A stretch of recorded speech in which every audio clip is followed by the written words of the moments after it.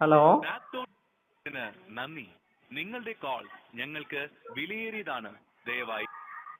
നമസ്കാരം, നാപ്റ്റോളിലേക്ക് സ്വാഗതം. എന്റെ പേര് സുജിത്ത്. ഞാൻ താങ്കളുടെ ഷോപ്പിൽ എങ്ങനെ സഹായിക്കാം? ഹലോ, ഇത് നാപ്റ്റോൾ അല്ലേ? അതെ, നാപ്റ്റോൾ ആണ്. പറഞ്ഞോളൂ സാർ. ഇത് തലശ്ശേരിയിൽ നിന്ന് ലിയാങ്ങാ വിളിക്കുന്നത്. Liang Luis.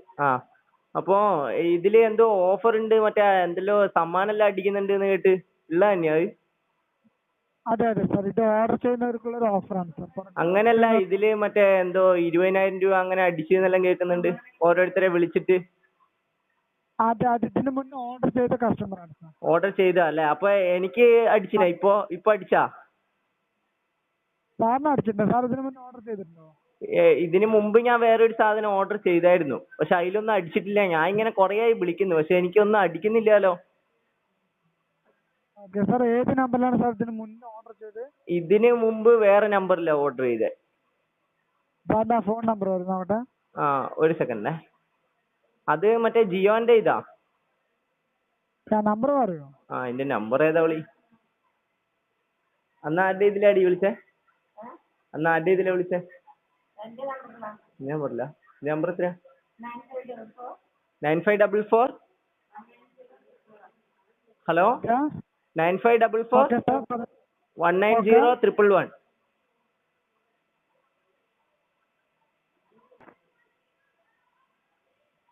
ഹലോ. ഇല്ല, ഈ നമ്പറിന് 9544 190 111. 111.